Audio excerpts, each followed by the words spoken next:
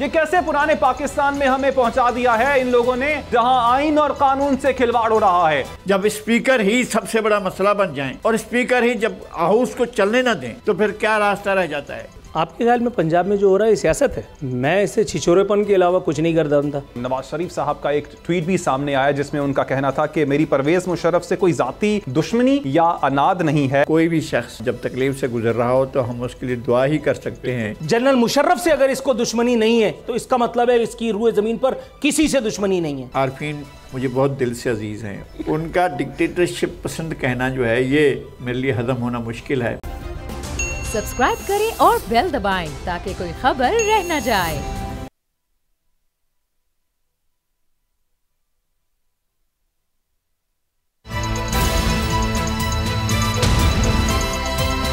अब पता चला। अस्सलाम वालेकुम नाज़रीन, प्रोग्राम अब पता चला के साथ मैं हूं मोहम्मद कामरान। आज के प्रोग्राम में बात होगी पंजाब में जारी आइन शिकनी के मामले पर। मुनस इलाही के खिलाफ मुकदमा हकीकी है या सियासी इंतकाम, और परवेज मुशर्रफ की मुतवक्के वापसी को भी आज प्रोग्राम का हिस्सा बनाएंगे। नाज़रीन, महंगाई दिल जला रही है, सितम ढा रही है, मरना आसान और जीना मुश्किल बना रही है। पेट्रोल महंगा है, मजीद महंगा होने का खतरा है। बिजली महंगी तरीन भी है और नायाब तरीन भी है। डॉलर एक दिन रिकॉर्ड बनाता है, अगले दिन अपने उसी रिकॉर्ड को तोड़ भी देता है। पाकिस्तानी रुपया बेकदरी की पस्तियों की पाताल से भी कहीं ज्यादा नीचे गिरा पड़ा है और ये सब तजर्बाकारों का किया धरा है। ये कैसे पुराने पाकिस्तान में हमें पहुंचा दिया है इन लोगों ने, जहां आइन और कानून से खिलवाड़ हो रहा है। गरीब के लिए जीना दुश्वार हुआ है, जहां महंगाई है, बेयकीनी है, बेचैनी है और अजीब सी बेबसी भी है। हुक्मरानों की खुद रिलीफ और आवाम को तकलीफ देकर सवाल उठ रहे हैं कि क्या सारे कानून, सारे ज़ाब्ते, सजा जजा के सिलसिले सिर्फ आम पाकिस्तानियों के लिए हैं? ये इंसाफ का नोहा नहीं तो और क्या है कि गलती करें हुक्मरान और कुर्बानी दे तो आवाम। कर्जे ले लेकर बोझ बढ़ाएं हुक्मरान और सूद दर सूद के शिकंजे में जकड़ जाएं तो आम आवाम। सितम यह भी है कि गरीब फाकों से मर रहे हैं और हुक्मरान खाना कम खाओ, चाय कम पियो जैसी नसीहतें कर रहे हैं। तो ऐसी तजर्बाकारी पर मुझे कहने में कोई आर नहीं है कि रहबरों ने सियासत में जो तमाशा लगाया है उसे देखकर लगता तो यही है कि सारा खेल जमहूरियत से एतबार उठाने के लिए रचाया जा रहा है। बात करें पंजाब की तो पंजाब में लगे हुए सियासी जमहूरी और आईनी नाटक है, जहां सोशल मीडिया पर लकी आईनी सर्कस का नाम देकर तमस्खुर उड़ाया जा रहा है। यही नाम लेकर सारी सूरत हाल पर तबसरे चल रहे। नाजरीन, सच यह है कि आइन की बालादस्ती, अवामी मफाद और जमहूरियत के नाम पर जमहूरियत के मुंह पर कालक मली जा रही है। वो तारीख का सयाह तरीन बाब कहलाएगा जो इस वक्त लिखेगा मौरख। कैसे रहबरी के दावेदारों ने इक़्तिदार की खातिर जमहूरी इक़्तिदार की धज्जियां उड़ाई। आइन की बालादस्ती के भाषण देने वालों ने आइन को तमाशा बनाकर रख दिया है। खबर यह है कि पंजाब असम्बली को महकमे कानून के मातहत कर दिया गया है, जिसके नतीजे में असम्बली की खुद मुख्तार हैसियत खत्म हो गई है। वो पंजाब हुकूमत जिसके पास अक्सरियत भी नहीं, उसने स्पीकर और सेक्रेटरी असम्बली के इख्तियारात को महदूद कर दिया है। पंजाब काबीना की सिफारिश पंजाब ने 3 ऑर्डिनेंस जारी कर दिए हैं, जिनके तहत सरकारी अफसरान को सजा देने का स्पीकर का इख्तियार भी अब खत्म कर दिया गया है। हुकूमत पंजाब ने पंजाब असम्बली को महकमे कानून का स्पेशल इंस्टीट्यूट बना दिया है। इसे जमहूरी तजर्बाकारी कहेंगे या फिर जमहूरियत पर ज़रबकारी, ये एक बहुत बड़ा सवाल है और इसी से ही आज के प्रोग्राम का आगाज़ करेंगे। और हमारे साथ मौजूद हैं नूरुल आरफीन साहब और नज़ीर लगारी साहब। नज़ीर लगारी साहब, आपसे प्रोग्राम का आगाज़ करना चाहूँगा। क्या कहेंगे, पंजाब में चल क्या रहा है और जो कुछ चल रहा है, आप क्या समझते नहीं हैं कि जमहूरियत से एतबार तो शायद उठ चुका है, अब शायद आवाम को जमहूरियत से नफरत दिलाई जा रही है? एतमाद तो बहुत पहले उठ चुका है और जब असम्बली कस्टोडियन असम्बली को यरगमाल बना लें और अपने सेक्रेटरी को अपने साथ मिलाकर पूरे ऐवान को अपनी ज़ात का मुलाजिम बना दें, पूरे ऐवान को, और उसको अपनी मर्ज़ी के मुताबिक, अपने अगराज के मुताबिक, अपने मकासद के लिए इस्तेमाल करना शुरू कर दें। जब वो कहीं से डिक्टेशन लेकर पूरे हाउस को यरगमाल बनाएं, जब स्पीकर ही सबसे बड़ा मसला बन जाएं और स्पीकर ही जब हाउस को चलने ना दें और हाउस के लिए एक मसला पैदा कर दें, तो फिर क्या रास्ता रह जाता है? तो फिर आइनी रास्ता ये है कि इसके बारे में कुछ तय किया जाए, और आइनी रास्ता ये है कि गवर्नर ऑर्डिनेंस जारी कर सकते हैं कि 2 अफराद ने, एक स्पीकर और एक सेक्रेटरी असम्बली ने, पूरे ऐवान को यरगमाल बना रखा है और अब पूरे ऐवान की कार्रवाई अपनी मर्ज़ी के मुताबिक चलाना चाहते हैं। वो अफसरान को बुलाकर अपने फरमाइश पूरी करना चाहते हैं, अपनी सज़ाएँ सुनना चाहते हैं मनपसंद किस्म की। वो आइनी ज़ाब्तों, आइनी तरीक़ाकार, आइन के रूल्स और रेगुलेशन की परवाह नहीं करते हैं। और अगर ऐसा अमल हो रहा होगा, अगर आइनी इदारे को, असम्बली को, पंजाब असम्बली को और मुल्क की सबसे बड़ी अक्सरियती असम्बली को, तादाद रखने वाली असम्बली को, अगर 2 अफराद, एक स्पीकर और एक सेक्रेटरी असम्बली यरगमाल बना देंगे तो कोई हल निकालना होगा। और इस तरह का हल निकालने की कोशिश की है। वो हल ठीक है नहीं है, इसका फैसला तारीख करेगी या मुताल्लिका फोरम करेंगे। लेकिन जिस तरह से चौधरी परवेज़ इलाही साहब और सेक्रेटरी असम्बली जिस तरह से ऐवान को चलाना चाहते हैं, जिस तरह से ऐवान को यरगमाल बनाकर और अपनी ख्वाहिशात का असीर बनाकर चलाना चाहते हैं, तो इस तरह से चलेगा नहीं, और चल नहीं पा रहा है और चल नहीं सकेगा। ओके, अच्छा नूरुल आरफीन साहब, अब जो स्पीकर की जानिब से डिमांड की गई थी कि आईजी साहब जो हैं वो भी पेश हों और चीफ सेक्रेटरी साहब भी पेश हों और फर्दन वो मुआफ़ी मांगे, आपकी नज़र में क्या ये मुतालबा जायज़ नहीं था? भाई मैं हार्डलाइनर हूँ, मुझसे बीच की बात होती नहीं है। मेरे हिसाब से तो आईजी को इनको ले जाना चाहिए। जितनी होशियारियाँ अब तक ये कर चुके हैं, इनको आधे घंटे के लिए रोक लें अपने दफ्तर में और कुंडी अंदर से लगा दें। उसके बाद जब ये बाहर निकलेंगे तो इनका दिमाग बिल्कुल अर्श मोहल्ला से नीचे आ जाएगा। ये जो पाकिस्तान के सबसे बड़े सूबे के साथ स्पीकर साहब कर रहे हैं, मेरे अपने हिसाब से इतना तो इमरान खान या आसिफ अली जरदारी या नवाज़ शरीफ या जमहूरी डाकुओं ने कभी पाकिस्तान के साथ मिल कर के भी नहीं किया जितना ये अकेले कर रहे हैं। उमर सरफराज चीमा ने क्या कुछ खिदमात इन्वर्टेड कॉमाज में जमहूरियत के लिए अंजाम नहीं दी, कौन नहीं जानता। ये स्पीकर साहब इस वक्त सिर्फ अपनी खिसियाट मिटा रहे हैं। वज़ीर आला ना बनने का गुस्सा इनका अब तक ठंडा नहीं हुआ। ये सिर्फ अपनी खिजालत मिटाने के लिए स्पीकर जो हैं वो चौधरी बनना चाह रहे हैं। चौधरी तो वो हैं, लेकिन वो चाह रहे हैं कि वो इसमें बामुसम्मा बन करके सामने आएँ। वो चाह रहे हैं कि वो टर्मिनेटर आर्नल्ड शिवार्ज़नेगर जो है या सिल्वेस्टर स्टेलोन बन करके आएँ। ऐसा होता नहीं है, ऐसा होता नहीं है। इतना बर्दाश्त कर लिया गया, वो भी बहुत है। और अब आपके पास ऑप्शन क्या है? नज़ीर लगारी साहब ने जो कहा बिल्कुल ठीक है। क्या इस मुल्क में पहली मरतबा ऑर्डिनेंस जारी हो रहे हैं? ऑर्डिनेंस फैक्ट्री इस्लामाबाद में लगी हुई थी, आरिफ अलवी धड़ाधड़ छापे खाने से ऑर्डिनेंस पे ऑर्डिनेंस सुबह शाम निकाल रहे थे, कौन नहीं जानता। तो 2-4 ऑर्डिनेंस पंजाब की सूरत-ए-हाल को बेहतर करने के लिए या अबतर करने के लिए भी सही। अब लगारी साहब, सवाल यहाँ पे ये उठता है कि अब इस वक्त जो इख्तियारात स्पीकर के महदूद कर दिए गए हैं, इसके बाद अब मामलात आगे आप समझते हैं कि पंजाब असम्बली के सही डगर पर चल पड़ेंगे? जो पंजाब जो इस वक्त आइनी बहरान का इससे पहले तक शिकार था, क्या वो ख़त्म हो जाएगा आइनी बहरान या फिर मज़ीद बढ़ेगा? अब बात यह है कि असम्बली क्यों वजूद में आती है, ये इलेक्शन क्यों होते हैं, ये पार्लियामेंट क्यों बनती है, ये मुंतखब ऐवान किस लिए होती है? इसलिए किसी एक की चौधराहट कायम कीजिए। भाई ये लेजिस्लेशन के लिए आते हैं, रुकावटें दूर करने के लिए आते हैं। जब रुकावट आए कानून बनाओ, रुकावट को हटाओ, आगे बढ़ जाओ। जब रुकावट आए रुकावट के लिए कानून बनाओ, रुकावट को हटाओ, एक तरफ आगे बढ़ जाओ। ये होता है असम्बलियाँ बनाने का काम। अब असम्बलियाँ बनाने का जो असल मकसद है कि आप बजट पेश करें। असम्बली बनाने का मकसद ये है कि आप हुकूमत को स्ट्रीमलाइन करें। वो उसका मकसद ये होता है कि आप जो कानून है अगर कहीं सुकम है तो उसको ठीक करें, कानून साजी करें। अगर ये सारे अमल के सामने आकर स्पीकर साहब जो है वो मेज़ पर लेट जाएं और वो जो है रुकावट बन जाएं, तो ऐसे में ऐवान का क्या बनेगा? ऐवान कैसे चलेगा? ऐवान को आपने चलाना है, आपने ऐवान का बिज़नेस चलाना है। ऐवान का बिज़नेस थम जाता है, रुक जाता है जब स्पीकर आकर अपने मुज़ाहमत कर लेते हैं और रुक जाते हैं, अपने हाउस का बिज़नेस नहीं चलाने देते हैं। तो उन्हें हाउस का बिजनेस चलाने देना चाहिए था। तो अगर उसका नहीं रास्ता मिल रहा है तो रास्ता निकाला जाएगा। रास्ता इसी तरह से ऑर्डिनेंस के ज़रिए निकाला जाएगा या किसी और तरीके से निकाला जाएगा। अभी जुलाई में 1 महीना बाकी है और जुलाई में इलेक्शन होने वाले हैं। इलेक्शन में सूरत-ए-हाल वाज़ेह हो जाएगी। 20 सीटों में से वो 20 सीटों के साथ जब वो आ जाएंगे तो चौधरी परवेज़ इलाही साहब अगर ये 20 वोट भी उन्हीं को जाते हैं तो वज़ीर आला बन जाएंगे, वरना शहबाज शरीफ बन जाएंगे। अगर नहीं तो इनमें से कोई एक्सरत निकल कर सामने आ जाएगी, हम भी देख लेंगे। जिस दिन चौधरी परवेज़ इलाही साहब ने या पीटीआई ने अक्सरियत हासिल कर ली ऐवान में अगर हम उनका साथ ना दे रहे हूँ तो ये आकर कहें हमारा गिरेबान पकड़ कर के तुम हमारा साथ नहीं दे रहे हो। इस वक्त आप नहीं हैं उस पोजीशन में कि आप हुकूमत को भी चला सके, ऐवान को भी चला सके। तो इस तरह से ऐवान के आगे बंद बांध कर आप नहीं रोक सकते हैं। ये ऐसा नहीं है कि ऐवान आपके बंद बांधे जाने से रुक जाएगा। ऐवान को चलते रहना चाहिए। लोगों का ये डे टू डे बिजनेस जो है ऐवान का वो होना चाहिए।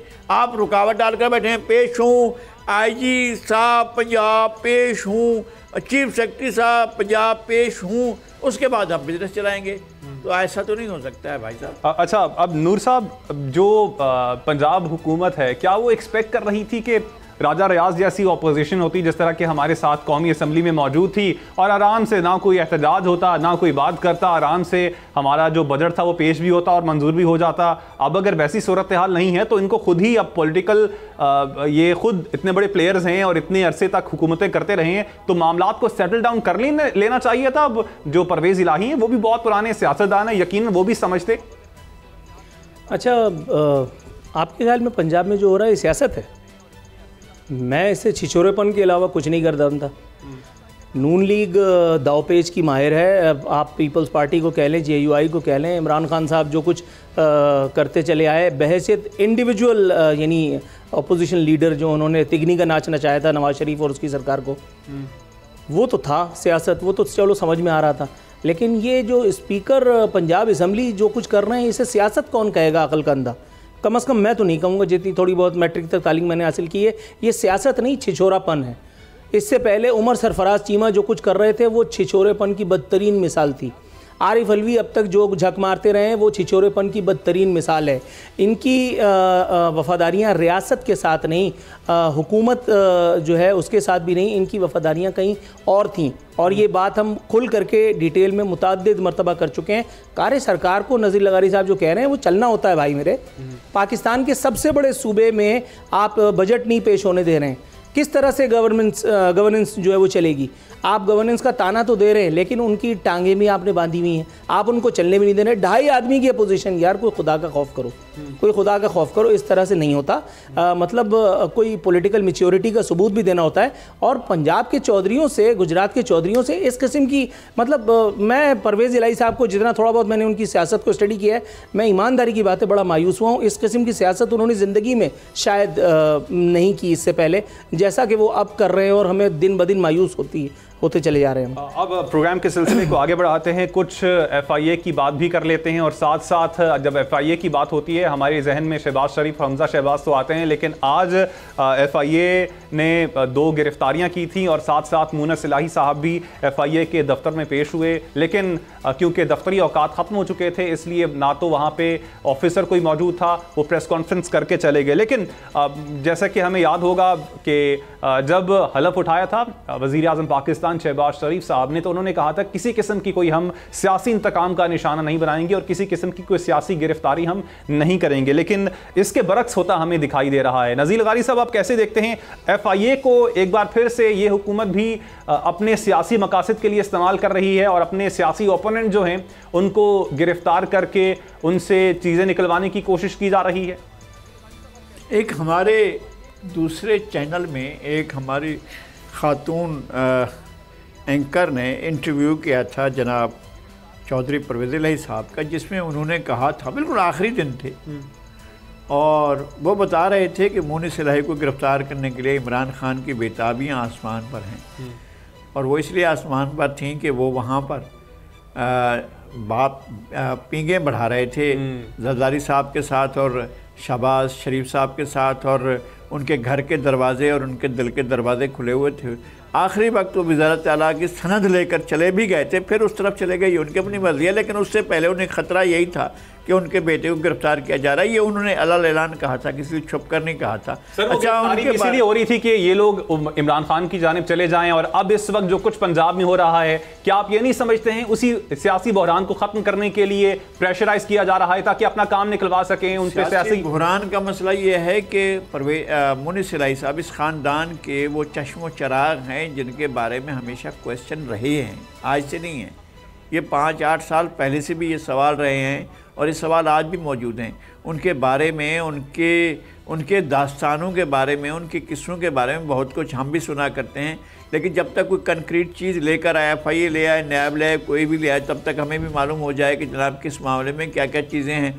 कुछ चीज़ें ऐसे हम सुनते हैं, बस सुनी सुनाई बातों को तो यहाँ बैठकर इस फोरम पर हम नहीं कह सकते, लेकिन ये कि जब चीज़ें आएँ, सामने आएँ, अगर कोई एलिगेशन है, अगर लिस्ट दी गई है सवालात के और उसके जवाब देने हैं तो जमा कराएं। और अगर वो मेहमान बना कर रखना चाहते हैं कि जी आए हमारे ज़रा मेहमान बन जाएं कुछ दिनों के लिए और हम आपसे पूछताछ करेंगे, तो भी उनको मेहमान बनकर जाना पड़ेगा, क्योंकि सब जा चुके हैं। जरदारी साहब जा चुके हैं, शहबाज शरीफ जा चुके हैं, और कोई ऐसा नहीं है जो ना गया हो। मरियम नवाज़ भी जा चुकी हैं। तो अगर ये चले गए मोहन सलाही साहब को सवाल जवाब के लिए तो ये भी हो सकता, कोई नहीं पड़ता। लेकिन अब नूर भाई, आप नहीं समझते कि इस तरह की गिरफ्तारियों से आप मज़ीद अपना इमेज ही ख़राब करते हैं? इससे पहले लगारी साहब ने भी नाम ले लिए कि आप बड़े बड़े जो हमारे पॉलिटिकल लीडर्स हैं वो भी FIA के सामने पेश होते रहे, गिरफ्तार होते रहे, लेकिन at the end of the day हम देखते हैं कोई सबूत सामने नहीं आते हैं और हुकूमतें तब्दील हो जाती हैं और फिर यही FIA होती है और वही लोग जो के अंदर होते हैं वो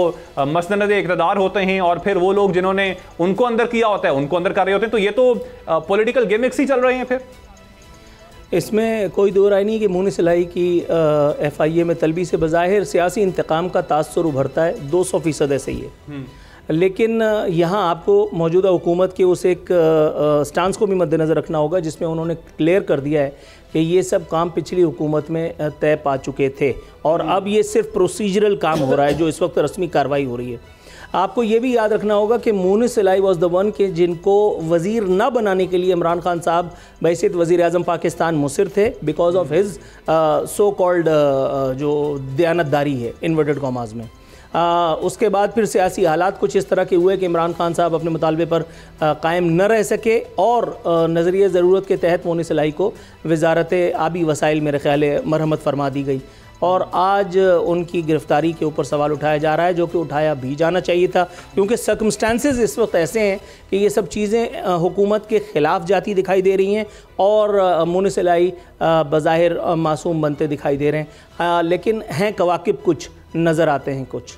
अच्छा लगारी साहब, अब जो हम पहले भी तस्करा कर रहे थे कि वज़ारत आला की ऑफ़र एक्सेप्ट भी कर ली थी PDM की जानिब से परवेज़ इलाही साहब ने, अगर वो मामलात वैसे ही रहते तो क्या आप समझते हैं कि आज FIA के ऑफिस में मोहन इलाही साहब पेश हो रहे होते या उनके ख़िलाफ़ कोई मुकदमा स्टार्ट भी हुआ होता? अच्छा देखें, नूरुल आरफीन ने एक मिसरा पढ़ा है कवाकिब कुछ नज़र आते हैं कुछ। मैं इसका दूसरा मिसरा पढ़ देता हूँ। देते हैं धोखा ये बादीगर खुला देते हैं धोखा ये बादीगर खुला। अब मुझे क्या पूछें? सर मैं पूछ रहा हूँ कि अगर फ़र्ज़ करें वज़ारत आला का जब मंज़र बदल जाता है तो पस मंज़र बदल जाता है, जब पस मंज़र बदल जाता है तो पेश मंज़र भी बदल जाता है, तो चीज़ें एक साथ एक जैसी नहीं रहती हैं। और इस वक्त जो चौधरी परवेज़ इलाही साहब जिस मतानत के साथ, जिस पामर्दी के साथ, जिस तरह से ये एक साबित कदमी के साथ इमरान खान के साथ कदम से कदम मिलाकर चल रहे हैं, वो एक दिन ये कह रहे थे कि पेशावर के कहने पर ऐसा हो गया था और ठीक नहीं हुआ था, इमरान खान साहब को ऐसा नहीं करना चाहिए था। पता नहीं वो उनका लबुलेजा भी, और ये उसके बाद ही कह रहे थे करने की बातें, ये सारी बातें वो इमरान खान के बारे में कहते रहे हैं कुछ अर्सा पहले तक। जी जी, वो सब कुछ कहते रहे हैं और ये कि वो भी हो रहा है और वो चीज़ें इस तरफ नहीं जा रही हैं, उस तरफ जा रही हैं, ये भी वो कहते रहे थे। अभी आप कुछ दिन इंतज़ार क्यों नहीं कर लेते कि हम देखें कि ये जो गुर्गे बारह दीदा है, जो बारिश को दूर से पहचानता है और जानता है, जब बारिश होगी तो फिर पता भी चल जाएगा कि उसका शिद्दत कैसी है और ज़ोर कैसा है और कहाँ से आ रही है। अच्छा नूर भाई, आपसे भी यही सवाल करना चाहूँगा, आप समझते हैं कि मनाजिर कुछ और होते अगर परवेज़ इलाही साहब एक्सेप्ट कर लेते PDM की ऑफ़र वज़ारत आला की और इस वक्त वो वज़ीर आला होते पंजाब के, और जो कुछ इस वक्त पंजाब में चल रहा है, आईनी बहरान है, बजट पेश हुआ, एक गवर्नर हाउस में बजट पेश हो रहा है, पंजाब असम्बली जो है उसके खिलाफ जा रही है, स्पीकर एक जानिब खड़े हुए हैं, डिप्टी स्पीकर एक जानिब खड़े हुए हैं, तो ये सब कुछ ना हो रहा होता और सब कुछ पुरअमन होता। एब्सोल्युटली पाकिस्तान की तारीख़ नज़रिया ज़रूरत के तहत बहुत सारी चीज़ें होती हैं। नवाज़ शरीफ कदम बढ़ाओ नवाज़ शरीफ हम तुम्हारे साथ हैं, और उसके बाद मंजर बदलता है तो जनरल मुशर्रफ को वर्दी में 10-10 दफ़ा मुंतखब करने की बातें भी सामने आती हैं। पाकिस्तान में ये सब पहली मरतबा नहीं हो रहा और ये कोई आखिरी मरतबा भी नहीं है। ये सब स्क्रिप्टेड होता है, ये सब फरमाइशी होता है सारी चीज़ें। और आप बिल्कुल ठीक कह रहे हैं कि अगर ये उस वक्त ऑफ़र कबूल हो जाती तो आज ये न केस की नौबत आती, न ये पेशी होती, न ही मैं और आप इस मौजू पर अपना सर फोड़ रहे होते। ये सब नज़रिया ज़रूरत की पैदावार है, और नज़रिया ज़रूरत जब तक ज़िंदा और जावेद है तब तक मैं और आप इसी तरह से अपनी जुल्फ़ें जो हैं वो परेशान करते रहेंगे। ओके, मुझे ब्रेक का कहा जा रहा है। ब्रेक से नाज़रीन जब वापस आएंगे तो साबिक सदर परवेज़ मुशर्रफ की बात की नूरुल आरफीन साहब ने, तो उनकी वतन वापसी के हवाले से बात करेंगे, जो बातें चल रही हैं इस हवाले से भी बात करेंगे। आप हमारे साथ रहिएगा।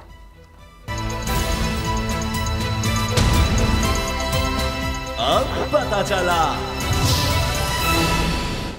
प्रोग्राम में एक बार फिर खुशामदीद नाजरीन। साबिक सदर परवेज़ मुशर्रफ की वतन वापसी के हवाले से बातें हो रही हैं, वो शदीद अलील हैं और वतन वापस भी आना चाहते हैं। इस हवाले से साबिक वज़ीर आज़म नवाज़ शरीफ साहब का एक ट्वीट भी सामने आया जिसमें उनका कहना था कि मेरी परवेज़ मुशर्रफ से कोई ज़ाती दुश्मनी या अनाद नहीं है, नहीं चाहता कि अपने प्यारों के बारे में जो सदमा मुझे सहना पड़ा वो किसी और को भी सहना पड़े, और उनकी सेहत की अल्लाह ताला से दुआगो हूँ वो वापस आना चाहें तो हुकूमत सहूलत फराहम करे, ये कहा गया है पाकिस्तान मुस्लिम लीग नून के कायद की जानिब से। नज़ीर लगारी साहब, आपसे ही इस हवाले से सबसे पहले बात करूँगा, इस ट्वीट को आप कैसे देखते हैं? इस तरह के मुजाहरे उन्होंने पहले भी किए हैं, और जनाब मियाँ नवाज़ शरीफ साहब एक दफ़ा तो स्टैंड कर लेते हैं, और जो सुपरमेसी ऑफ द कॉन्स्टिट्यूशन है और आइन की बाददस्ती है और कानून की हुक्मरानी, इसकी बात भी करते हैं, बल्कि और बात करते हैं कि वोट को इज़्ज़त दो। फिर एक दिन ऐसा होता है कि वोट को और इज़्ज़त को दोनों को ले जाकर वो उन्हीं के कदमों में रख देते हैं जिनसे उनको ख़तरा दरपेश होता है कि वोट की इज़्ज़त जो है वो ख़तरे में है। तो ऐसा होता है, और जनाब जनरल परवेज़ मुशर्रफ की तबीयत नासाज है, और ज़ाहिर है कि वो एक तकलीफ़ दे दौर से गुज़र रहे हैं। कोई भी शख्स जब तकलीफ़ से गुज़र रहा हो तो हम उसके लिए दुआ ही कर सकते हैं, और हम इसलिए दुआ गो हैं कि अल्लाह ताला उन्हें सेहत अता फ़रमाए, उन्हें जल्द तंदुरुस्त और सेहतमंद कर दे, और हम उनके लिए नेक तमन्नाएँ रखते हैं उनकी सेहत याबी के लिए। अल्लाह उन्हें जल्द ठीक कर दे, आमीन। यकीनन जो बीमार हैं, चाहे वो साबिक सदर परवेज़ मुशर्रफ हों या दूसरे दीगर बीमार हों, अल्लाह ताला उन्हें सेहत याबी अता फरमाए। नूरुल आरफीन भाई, आपकी जानिब आना चाहूँगा, सेम सवाल रखना चाहूँगा। अब उनकी वतन वापसी के हवाले से जब से बातें होना शुरू हुई हैं तो बहुत से लोग तनकीद भी कर रहे हैं, और बहुत से लोग जो हैं वो कहते हैं कि अब बीमार हैं, जो भी पहले बातें हो गई उनको एक साइड पर रख के अब जो है अगर वो वतन वापस आना चाहते हैं तो उनको वतन वापस आने दिया जाना चाहिए, और इस हवाले से हुकूमत को भी जो है सहूलत फराहम करनी चाहिए। आप इस ट्वीट को और इस नुक्ते नज़र को कैसे देखते हैं? पहले ट्वीट की तरफ आ जाते हैं। कह रहे हैं नहीं चाहता अपने प्यारों के बारे में जो सदमे मुझे सहना पड़े वो किसी और को सहना पड़े। दुनिया के आखिरी झूठे हैं नवाज शरीफ साहब। अपने बाप को दफन करने के लिए ये शख्स पाकिस्तान नहीं आया, जनरल मुशर्रफ ने इसको इजाज़त दी थी वापस आने की। चीगुवेरा बनता है। झूठों का वर्ल्ड कप अगर कोई जीतता तो इस ट्वीट पे नवाज शरीफ जीतता। ये वो आदमी है कि जो 2 मरतबा जनरल मुशर्रफ के दौर में पहली मरतबा चप्पल छोड़ करके पाकिस्तान से भागा, डॉक्यूमेंट साइन करके भागा, उसके बाद वालिद की तदफीन में शिरकत करने के लिए नहीं आया। मुशर्रफ साहब ने ही इसको प्रोविज़न दी थी कि आना चाहो तो आ जाओ। दूसरी मरतबा जब भागा अपना एक्सरे दिखा करके, इमरान खान के दौर में जब मेडिकल एनआरओ लेकर के भागा, अपनी वालदा का ताबूत वहाँ से रवाना कर दिया, नौकरों से कह दिया कि दफना देना। ये अवाम पाकिस्तान का रोना रोता है। ये जनरल मुशर्रफ से कह रहा है झूठा, साबिक सदर से ज़ाती दुश्मनी नहीं, कलमा वाहिद की इज्जत व आबरू की कसम। यह आदमी काबे की छत पे खड़ा होकर के हाथ में कुरान लेकर के ये कहे, समझ लेना झूठ बोल रहा है, मक्कारी कर रहा है। जनरल मुशर्रफ से अगर इसको दुश्मनी नहीं है तो इसका मतलब है इसकी रूए ज़मीन पर किसी से दुश्मनी नहीं है। इसकी पाकिस्तान आर्मी से भी दुश्मनी है ऐन उस दिन से कि जिस दिन से ये बेरोजगार हुआ। इसकी जनरल मुशर्रफ से भी दुश्मनी है ऐन उस दिन से कि जब कू हुआ था। ये दुनिया का आखिरी झूठा है। अगर आप मुझे थोड़ा सा टाइम देते तो मैं बहुत सारी चीज़ें निकाल करके ला सकता था इसकी झूठ का सबूत देने के लिए कि ये कितना अनाद रखता है जनरल मुशर्रफ से। और ये हुब्बे अली में ट्वीट नहीं किया इसने, ये बोझ मुआविया में हो रहा है सब कुछ। और इस ट्वीट की वजह बनाया आर्मी तर्जुमान का वो बयान जिसमें उन्होंने बाकायदा हिंट नहीं दिया, उन्होंने बता दिया है। उन्होंने कहा आर्मी लीडरशिप का मौक़िफ़ है, परवेज़ मुशर्रफ को वापस आना चाहिए। और यहां से पता चलता है आपको इन जमहूरी जुगाड़ियों का कैरेक्टरलेसनेस। ये 2 नंबर, ये गेट नंबर 5 पे जाकर के बैठ के बूट पॉलिश करते हैं, और जैसे ही इनको मौका मिलता है ये जाकर के चिहुएरा बनने की अदाकारी करते हैं। इसीलिए इनको जूते पड़ते हैं, इसीलिए इनको जूते पड़ते हैं। जनरल जीलानी की बारगाह में बैठ करके और ये वज़ीर आला पंजाब बना, इसकी औकात थी? ये वज़ीर आला का पीए बन सकता, ये मेरा पीए नहीं बन सकता। मैं खुदाए वाहिद की कसम खा करके कह रहा हूं, ये वाहिद दुनिया का प्राइम मिनिस्टर था जिस वक्त प्राइम मिनिस्टर था, इसकी जाती कुतुब खाने में सिर्फ एक टेलीफोन डायरेक्टरी थी, क्योंकि इसको पढ़ने लिखने से काम ही कोई नहीं है। नहारी खाना है, सिरिपाए खाने और चवले मारनी है। ये बता रहा है मुशर्रफ के लिए ये कितना दर्द रखता है। मुशर्रफ के हवाले से अगर आप मुझसे बात करें, दुनिया मुशर्रफ के खिलाफ हो जाए, मगर मैं मुशर्रफ का फेवर इसलिए करता हूं क्योंकि मैं जिस शहर में रहता हूं उस शहर को अगर मैंने बनते देखा है तो जनरल मुशर्रफ के दौर में। उस शहर को जनरल मुशर्रफ के दौर में हालत यह थी कि यहां मजदूर, उसके दिमाग अर्श मोहल्ला पे थे, लिफ्ट नहीं कराते थे मजदूर हमें, यहां रोजगार इतना था। दहशतगर्दी के खिलाफ जंग, ये वो बहुत सारी तकरीरें आपको सुनने के लिए मिलेंगी, लेकिन उसमें बहुत सारे और लोगों के कैरेक्टर्स भी खुल करके सामने आ जाएंगे। फिर ये बात अगर फैलेगी तो रायता मैं बहुत फैला दूंगा। ये जितने जमहूरी जुगाड़िए हैं ना, फिर मैं जाती तौर पर एक डिक्टेटरशिप पसंद आदमी हूं। मैं ये बात 1500 दफा कह चुका हूं, 15 लाख दफा मजीद कहूंगा। आप कैंटोनमेंट एरियाज के अंदर जाइए, खुल करके बात करते हैं, उनकी आप प्रायोरिटीज देखें, वो अपने लोगों को किस तरह सर्व करते हैं। और ये जमहूरी जुगाड़िए, अभी मैं आरफीन नामा में इनके कपड़े उतारता हूं, ये जमहूरी जुगाड़िए किस कदर डाकू हैं। इनको इनकलाब याद आता है तो उस वक्त के जिस वक्त ये बेरोजगार हो चुके होते हैं, जिस वक्त ये ठेला चला रहे होते हैं।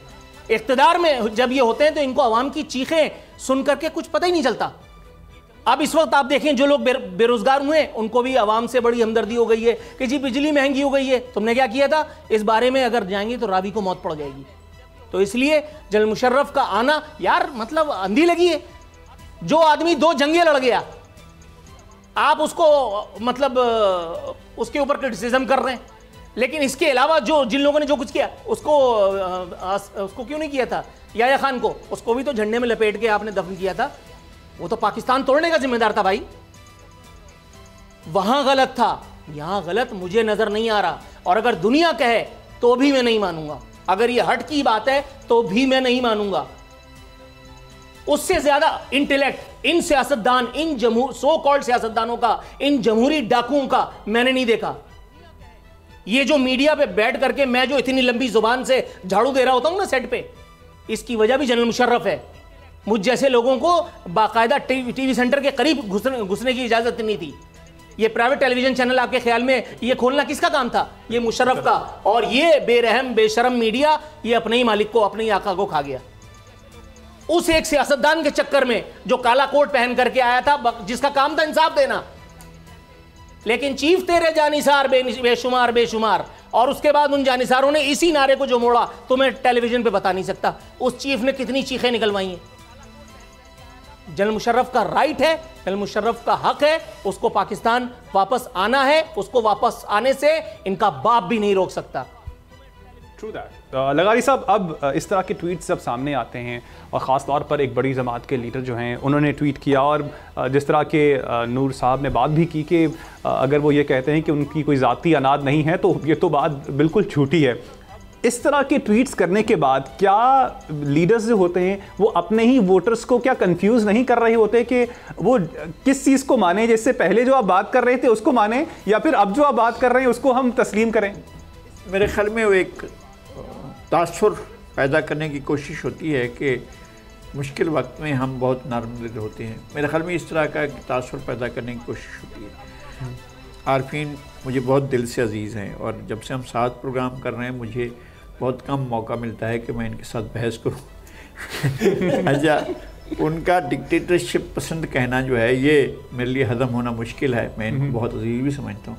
मैं कहता हूँ कि जमहूरियत हमारे यहाँ तजर्बा ठीक नहीं हुआ, मैं इस बात को मानता हूँ। हमारे यहाँ जमहूरियत के साथ खिलवाड़ किया गया, ये मानता हूँ। जमहूरियत को तहस नहस किया गया, बर्बाद किया गया, मैं इसको मानता हूँ। जमहूरियत गैर जमहूरी लोगों के हाथों में चली गई, ये मैं मानता हूँ। ये मानता हूँ जिन लोगों ने जमहूरियत को एक्सपीरियंस किया वो इसके काबिल नहीं थे, इसके अहल नहीं थे, ये भी मैं मानता हूँ। लेकिन ऐसे ऐसे कदावर जमहूरियत पसंद और ऐसे ऐसे कदावर सियासतदान इस मुल्क ने पैदा किए हैं कि आप उनका तस्वुर भी नहीं कर सकते किस पाए के लोग थे कि जिनके सामने जो है वो बड़े बड़े सूरमा भी, उस अहद के सूरमा भी नहीं थे। क़ायद आज़म मोहम्मद अली जिन्नाह जैसा मैंने कोई और सियासतदान नहीं देखा। लियाकत अली ख़ान जैसा जिन्होंने वज़ारत ख़ज़ाना के चंद माह की वज़ारत ख़ज़ाना में वज़ीर आज़म जवाहरलाल नेहरू को ऐसे बांध के रख दिया था कि वो चल ही नहीं सका है। तो ऐसे मैंने सियासतदान नहीं देखे। ऐसे सियासतदान नहीं देखे जैसे सरदार अब्दुल रब निश्तर थे, जिनको हमारी इस्टेब्लिशमेंट ने एलिमिनेट किया और उनसे तौकीर छीनी है। मुझे इस बात का मलाल है और मैं बहुत लंबी एक पूरी फहरिस्त बयान कर सकता हूँ। जिन लोगों ने यह करारदाद लाहौर पेश की थी, हमने उसको डाकू भी कहा, हमने चोर भी कहा, उसको हमने, वो नहीं था, वो इंतहाई जानतदार, तारीख़ का जानतदार शख्स था मौलवी A.K. फजलुल्लाह। हमने उसको चोर कहा, डाकू कहा, गद्दार कहा। यह हमने बहुत गलत किया। मैं कहता हूँ कि जहाँ जमहूरियत को ख़तरा हो वहाँ ज़्यादा जमहूरियत होनी चाहिए ताकि जमहूरियत को पनपने का मौका मिल सके। अगर ये बग़ैर वर्दियों के इस तरह के रखवाले आ जाएं, जिस तरह का ख़ान हमारे मुल्क में आया हुआ है और जिस तरह के पहले हमारे इस तरह के लोग आए हुए हैं जो काश्त करदा लोग सियासत में आए हैं, तो फिर उनके लिए तो ये जो रद्द-ए-अमल होगा नूरुल आरफीन का, उसके बारे में तो ज़ाहिर है मैं भी डिफेंस करने की पोजीशन में नहीं हूँगा। लेकिन मैं ये समझता हूँ कि दुनिया में बेहतरीन निज़ाम जमहूरियत है और हमें जमहूरियत को तक़वियत देने के लिए रास्ते तलाश करने चाहिए। अगरचे हालात कुछ भी हों, मैं जनरल परवेज़ मुशर्रफ के मौजूदा हालात में उनकी फैमिली के दुख को समझता भी हूँ और मैं उसको दिल से फील भी करता हूँ। ठीक, मुझे ब्रेक का कहा जा रहा है। ब्रेक से नाज़रीन वापस जब आएंगे तो एक लगारी सब पर भारी और आरफीन नामा में कुछ और अहम इशूज़ के हवाले से बात करेंगे। आप हमारे साथ रहिएगा।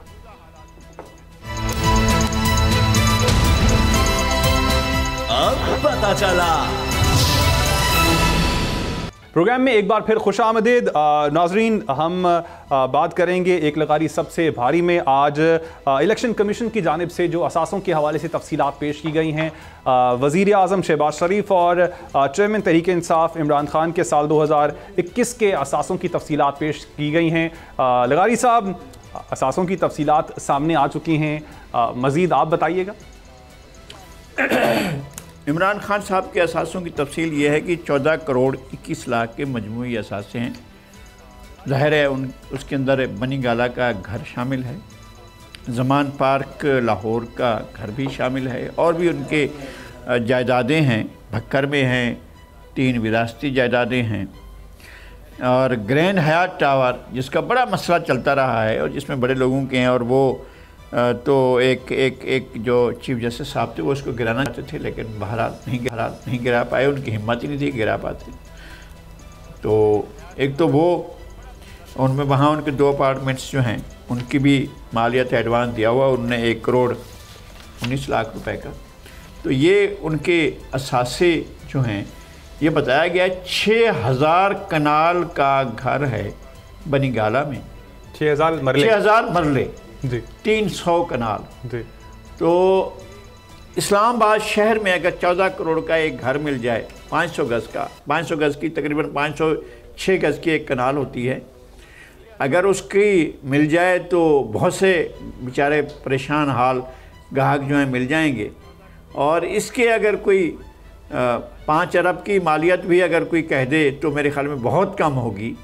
तो ज़ाहिर है अब उन्होंने कह दिया है कि यही मालियत तो हम मान लेते हैं। बुशरा बीबी के जो है वो मानिका, मौज़ा मानिका में उनकी 52 कनाल ज़मीन है और मौज़ा पीर गनी पाक पतन में 379 कनाल है और उकाड़ा में 276 कनाल अराज़ी है। बनी गाला में 3 कनाल पर, 3 कनाल जो आप समझते हैं ना कि आपका जो 500 गज़ का घर होता है, ऐसे 3 प्लाट मिला लें तो ये जो है वो 3 कनाल का एक घर बनी गाला में बुशरा बीबी के पास है। शहबाज शरीफ साहब के असासे, तो इनके असासों की कुल मालियत 10 करोड़ है। अच्छा जी, हम ये सुनते हैं कि फैक्ट्रियां हैं, ये फैक्ट्रियां, फ़लाँ शुगर मिल, फ़लाँ मकान, फ़लाँ इत्तेफाक फाउंड्रीज़, फ़लाँ फाउंड्रीज़, उनमें भी ज़ाहिर हिस्सा होगा। तो फैक्ट्रियों की को मालियत नहीं समझा जाता है, वो तो कंपनी होती है और वो इंटरप्राइज़ होती है और वो जो है वो एक ऐसा प्रोजेक्ट होता है जिसमें हिस्स होते हैं, जिसमें शेयर्स का मसला होता है, जिसमें लाखों के शेयर्स जो हैं वो किसी के पास होते हैं। तो शेयर्स के हिसाब से भाई ये सरमादारी के चक्कर है, हमें समझ में नहीं आता है, लेकिन 10 करोड़ की मालियत भी उनकी जो है वो हमें समझ में नहीं आ रही है। और उनका अकाउंट लंदन में खाली पड़ा हुआ है और उनके बैंक अकाउंट में 20 लाख रुपए हैं और उनके बेटे से उन्होंने एक कर्ज लिया हुआ है। अब आप 10 करोड़ तो उनकी मालियत है, 6 करोड़ का इनके ऊपर बेटे से इन्होंने कर्ज लिया, 6 करोड़ 39 लाख का। और उनकी अहलिया के असासों का मामला ये है कि 57 लाख के असासे हैं मोहतरमा तहमीना दुरानी से, और उनकी अहलिया नुसरत शहबाज के असासे जो हैं वो तो शहबाज शरीफ से भी ज़्यादा हैं, 23 करोड़ के असासे हैं। बिलावल भुट्टो साहब के पास 1 अरब, देखा वजन तो आया ना, 1 अरब 60 करोड़ है। अब मतलब कोई अरबों में भी बात जाए ना तो ये हो गई है। इनकी 2 जायदादें जो हैं वो दुबई में हैं, एक बंगला है तोहफे में मिला, जबकि दूसरा विरासती है। तो लेकिन सर अब जो बात पूछने वाली ये है कि ये वो असासे हैं जो कि डिक्लेयर किए गए हैं, इसके अलावा क्या कुछ है ये जब सामने आएगा तो। और वो भी मामला जो होते हैं ना, मैं ये नहीं कहता हूँ, अगर आप एक आदमी दूसरे को कह रहा हो कि तू चोर है तो या तुम्हारी दुम काली है या तुम्हारा रंग काला है, तो वो अपने आप को भी देख ले कि उनकी अपनी क्या हैसियत है और उनके अपने क्या रंग हैं। हमारे यहाँ एहतसाब हो ही नहीं सका है। जिस दिन एहतसाब होगा, जिस दिन इक़्तिदार लोगों के पास होगा, जिस दिन पता नहीं होगा, नहीं होगा। सर मुझे आगे बढ़ना है आरफी नामे की जाने। बहुत शुक्रिया सर आपका। आरफी नामा में हम बात करेंगे सिंध बजट के हवाले से, और इस सिंध के बजट में कराची के हवाले से क्या कुछ है वो बताएंगे हमें नूरुल आरफीन। भुट्टो वालों का कराची से इंतकाम जारी है। मुल्क का सबसे बड़ा शहर बजट में मुकम्मल तौर पर यकसर नज़रअंदाज कर दिया गया। अब उसके हवाले से जो तफसीलात सामने आई हैं, ट्रांसपोर्ट उस एक हुकूमत ने जिसने हमें चिंची रिक्शाओं पर सवार करवा दिया है, भुट्टो का नाम ले ले करके। ये वो दौर है कि जब पाकिस्तान में सिंध को और सिंध में भी कराची को दुनिया का बदतरीन सफरी निज़ाम रखने वाला शहर मुत्तफ़िक़ा तौर पर तस्लीम कर लिया गया है। बैनुल-अक़वामी अखबारात और जराइद में ये खबरें डिटेल में शाया हो चुकी हैं। मैं पीपल्स पार्टी वालों का सब्र इस पर ठीक ठाक अपने प्रोग्राम्स में आजमा चुका हूँ और किसी के पास कोई जवाब नहीं था माँ सिवाय पिन ड्रॉप साइलेंस। दुनिया का बदतरीन सफरी निज़ाम कराची को देने वाले ट्रांसपोर्ट के शोबे के लिए 25 अरब रख रहे हैं। और अब आप ये समझ सकते हैं कि ये 25 अरब रुपए किन वजीरों, सफ़ीरों, मुशीरों में तकसीम किए जाएंगे और उसके बाद आखिर में आवाम को ठेंगा दिखा के कहा जाएगा जी ये भुट्टो। अमन व अमान के लिए शहर में कि जहां ना अमन है ना अमान है, वहां 125 अरब रुपए खर्च किए जाएंगे। और ये मां सिवाय सियासी रिश्वतों के, बंदर बांट के, इसमें और क्या कुछ होगा इसका आप नज़ारा कर सकते हैं। वज़ीर आला को मैं 500 दफ़ा नाम लेकर के मुखातिब कर चुका हूं कि मेरी गाड़ी में बैठें, एक चौरंगी से दूसरी चौरंगी अगर हम बगैर मोबाइल छीने पहुंच जाएं तो मैं वज़ीर आला को इस मुल्क का सबसे बड़ा मसीहा, सबसे बड़ा रहबर, सबसे बड़ा लीडर तस्लीम कर लूँगा। मुझे मालूम है बिलावल इतनी बड़ी गलती नहीं कर सकते और अब वज़ारत ख़ारजा एंजॉय करने के बाद तो बिल्कुल ही उनके मुंह का मज़ा बदल गया है, लेकिन फिर भी वज़ीर आला तो इतना रिस्क ले सकते हैं। वो सईद गनी, वो नासिर शाह, वो मुर्तज़ा वहाब के जिनका ट्वीट सिंध के इंटीरियर में एक मरियल सी सड़क बनाने पर खुशियों से झूम रहा होता है, वो शर्जील इनाम मन जो हमें बता रहे होते हैं कि भुट्टो सबसे बड़ा है। उनको कम से कम ये सोचना चाहिए कि लोगों से झूठ बोलें तो कम से कम इतना कि जो हजम हो। 125 अरब उस शहर में कि जहां ना अमन है ना अमान है, गवाहों की शनाख्त का मरकज बनाने का वादा हुआ है। और पीपल्स पार्टी के वादे आसिफ अली जरदारी ऑन रिकॉर्ड थे, सियासी मुआहदात कुरान और हदीस नहीं होते। आगे बढ़ते हैं। कराची में फॉरेंसिक लैब के लिए 1 अरब रुपए, ठट्ठा में जेल की तामीर के लिए 5 अरब सिंध सेव सिटीजन्स प्रोजेक्ट के लिए मख्तस किए गए। अभी कोई मुझे बता रहा था सिंध की जेलों में मुरगन ग़िज़ाओं का इंतज़ाम किया गया, तो मैंने उनसे पूछा कि सिंध की जेलों में माँ सिवाय पीपल्स पार्टी वालों के चाचे मामों के और कौन बंद है और कौन से लोगों की फलाह बहबूद जो है वो अजीज़ होगी पीपल्स पार्टी वालों को, जो वहाँ वो नौरतन खाने खिला रहे हैं, अनमोल ग़िज़ाएँ दे रहे हैं। ज़ाहिर है ये भी सब भाई लोगों के लिए। आगे बढ़ते हैं। आपको ये बता दूँ कराची की तरक्की पर 118 अरब रुपए खर्च करने का मज़ाक़ खेज़ ऐलान सामने आया है। 118 अरब रुपए खर्च करने वाले शहर का हाल 1 साल के बाद इसी प्रोग्राम में बैठ करके आपको बताऊंगा। ये आपको बता दूं मेगा प्रोजेक्ट तरक्याती प्रोग्राम का सिर्फ 3%, जी हाँ पाकिस्तान को पालने वाले शहर का, सिंध के माथे का झूमर ये शहर कराची, इसको तरक्याती प्रोजेक्ट्स में से, मंसूबों में से सिर्फ 3% हिस्सा दिया गया है। 3 अरब 10 करोड़ रुपए खर्च करने का ऐलान हुआ है। ऐलान कब पाया तकमील तक पहुंचेगा ये भी अल्लाह ही जानता है। पहले 7 अरब 72 करोड़ रुपए पहले से जारी 18 स्कीम्स पर लगेंगे। सबसे बड़ा लतीफा आप सुनिए, सेहत पर 230 अरब रुपए। कराची में जिना अस्पताल, सिविल अस्पताल, अब्बासी अस्पताल चले जाइए, वहां से सर के दर्द की गोली लेकर के आ जाइए। कराची में जिस कार्डियो पर ये बड़ा चौड़े होते हैं वहां जाकर के देखिए, 100 के बाद 101 आदमी 2 बजे रात से, पहले भी बता चुका हूं, 2 बजे रात से लाइन लगती है कार्डियो के बाहर। नवीद कमर को ठेके पे दिया हुआ, नवीद कमर के भाई को, वो भी एक कमर, नदीम कमर, उनको ठेके पे दिया हुआ है, उनके ऊपर नैब के केसेस हैं। लेकिन पीपल्स पार्टी को केसेस से क्या लेने देना, वो तो कहते हैं खुद भी खाओ और हमें भी खिलाओ। वो ये कह रहे हैं कि हमें इससे अच्छा आदमी नहीं मिल सकता। खुर्शीद शाह से, पीपल्स पार्टी वालों से जब भी पूछो तो वो कहते हैं हमने दिल का अस्पताल बनाया है। अबे कुत्ते ने कहा है तो दिल का अस्पताल क्या करेगा। लेकिन जिए भुट्टो। अब आप सुनिए, लिखा है तिब्बी आलात और दवाओं की खरीदारी के लिए 10 अरब 93 करोड़ 9 लाख रुपए मख्तस होंगे। और आपको यह भी बता दूं, मैं जिस छोटी सी विसिनिटी में रहता हूं ना, मैं पीपल्स पार्टी का एक बाजगुजार हूं, मैं उनका एक कमी हूं। वहां पे एक छोटे से अस्पताल में 2 करोड़ रुपए का अभी गबन पकड़ा गया है और यह पहली मर्तबा नहीं है। और एक खबर मैं आपको बता दूं, ये गैर फाल अस्पतालों के लिए भी बजट हमारे मसीहा ने लिख दिया। मैंने हवाई बात नहीं की है भाई, ये अखबार में खबर मौजूद है। गैर फाल अस्पतालों के लिए बजट मख्तस किया गया है। सिंध इन्फेक्शन डिजीज अस्पताल नीमपा चौरंगी, कार्डियक इमरजेंसी बल्दिया टाउन, अब्बासी शहीद की बेहतरी के लिए 1 अरब रुपए से ज्यादा रकूम जारी। बातों को सुनने के बाद नूर साहब, बस बंदा यही कह सकता है कि कराची का अल्लाह ही हाफिज है। नूर आरफीन साहब, नज़ीर लगारी साहब, आप दोनों का बहुत शुक्रिया। मुझे मोहम्मद कामरान को दीजिएगा इजाजत। अल्लाह निगहबान।